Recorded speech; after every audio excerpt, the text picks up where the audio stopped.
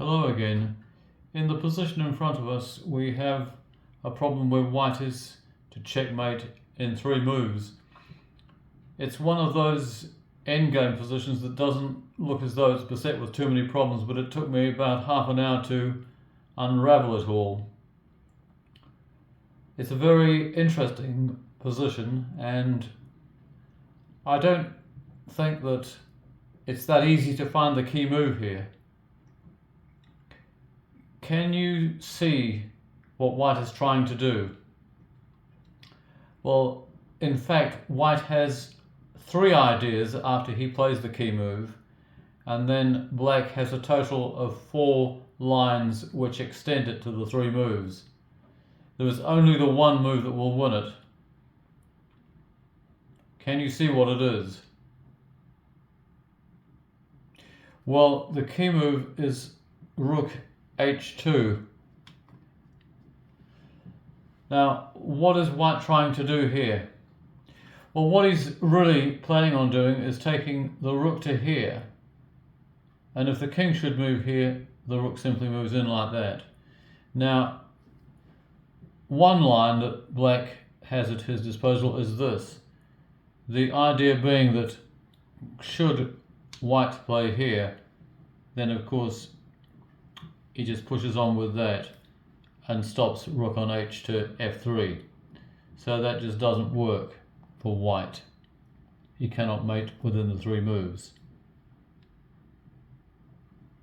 So after rook h2 and black plays e5, what does he do?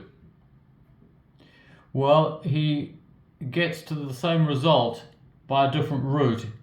He withdraws his rook here, which is a little bit unusual given that black's rook here is pinned, and by moving rook on d3 to d2 he's unpinning it. But it doesn't really make any difference because next move, that's checkmate, and it can't be stopped.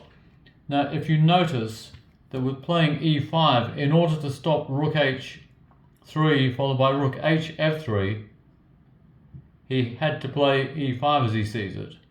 He's blocked the 5th rank. Now just imagine that this pawn were here.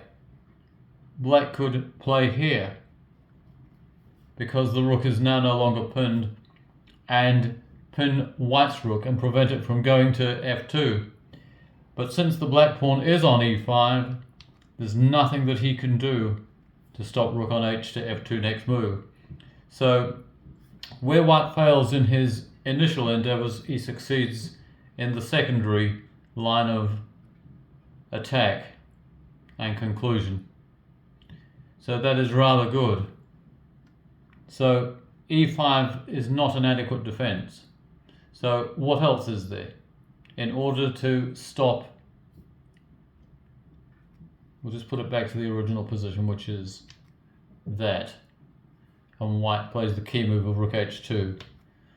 What else is there besides e5 to put a stop to this idea and this idea?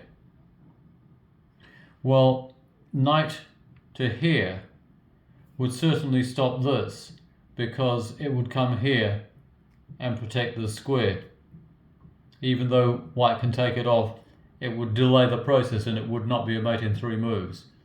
Just to demonstrate, like that, and then like that, and he can't go there. Equally, should he play here, intending to do that, now of course the 5th rank is not blocked. He's used the knight instead of the e-pawn, and he can play here and prevent rook on h to f2.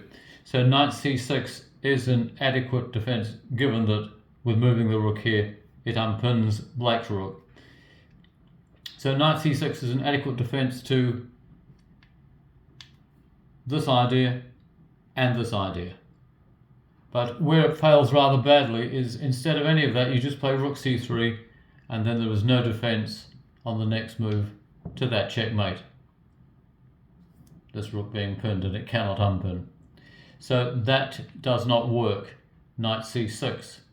But what is rather clever in answer to rook h2 is knight f7. Now, as can be seen, if he tries this route this time, black simply comes here and covers the square. So that is out the question. Equally, should he come here, then he can take his rook that way, because again the 5th rank is not blocked, and he stops rook on h to f2. So with all of that in mind, after rook h2, knight f7, what is white's second move?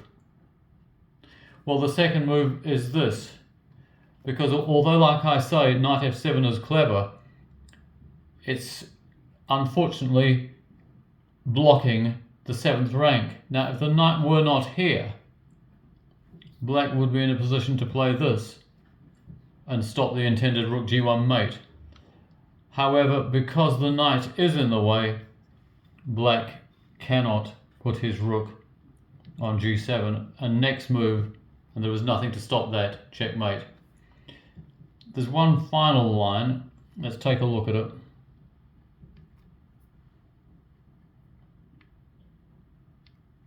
That is the original position, so rook h2. The final line in question is here. It's totally inadequate. There are two ways of dealing with it. White can take the rook, and then there was no defense to this. Or he can play it at once. That's the second move. That's forced. And then bishop takes, and that is checkmate.